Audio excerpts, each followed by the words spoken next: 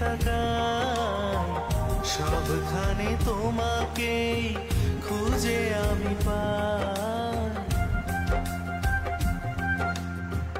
তোমাকে ছেড়ে আমি কি নিয়ে থাকবো, মনটাকে সরিয়ে কোনখানে রাখবো। মন মানে না,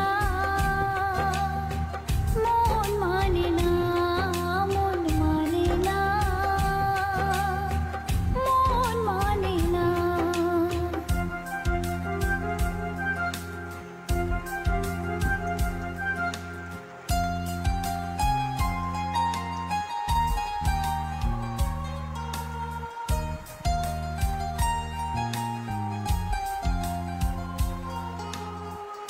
একা একা থেকে আমি বুঝেছি এখন, তুমি নেই যে জীবনে এসে হলো মরণ।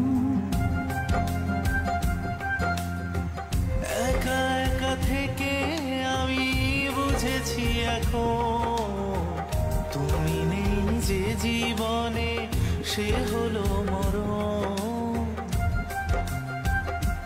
ও তোমাকে ছেড়ে আমি কি নিয়ে থাকবো, মনটাকে সরিয়ে কোনখানে রাখবো। মন মানে না,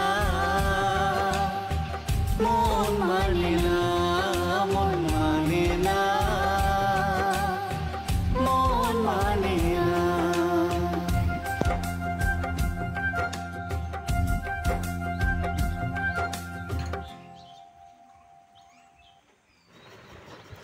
তো আমাদের মতো মধ্যবিত্ত পরিবারের গ্রামীণ অবস্থাগুলো দেখতে পাচ্ছ কীরকম অবস্থা বর্ষাকালে। সত্যি কথা বলতে এতটা পরিমাণে অসুবিধা হয়। আমরা তো বইটা মোটামুটি যাক আলহামদুলিল্লাহ ভালোই পার করলাম, কিন্তু আমাদের পার্শ্ববর্তী ধরো তো একটু তারা আরেকটু নিচু জায়গাতে তাদের বাসা, এতটা পরিমাণ তাদের অসুবিধা হয়েছে, বাড়িতে পানি উঠে গেছে এরকম অবস্থা। কি বলবো, তাদের হয়তো বা গ্যাসের ব্যবস্থাটা অবধিও নেই। সত্যি কথা বলতে খুব কষ্টে ঈদটা পার করা হলো সবারই। তো তবুও আলহামদুলিল্লাহ আল্লাহ পাক যেটা করে ভালোই করে, আল্লাহ পাকের কাছে লাখ লাখ শুকরিয়া। যেমন আছি আলহামদুলিল্লাহ ভালো আছি।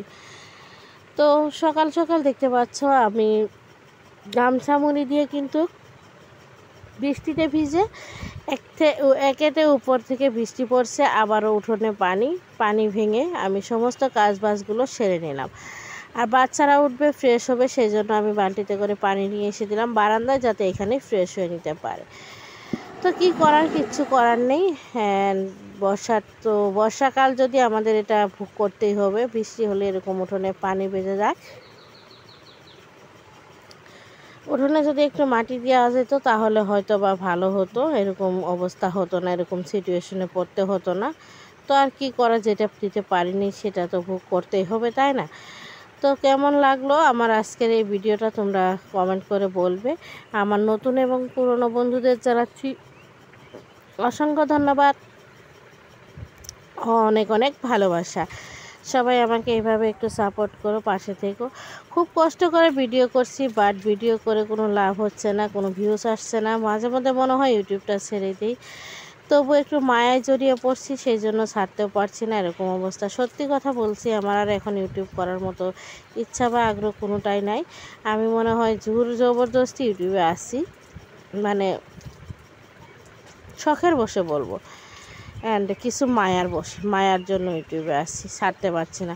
তো চলো আজকের মতো এখানেই বিদায় নিচ্ছি। সবাই ভালো থেকো, সুস্থ থেকো। ফিরে আসছি নতুন দিনে নতুন আরেকটি ব্লগ নিয়ে।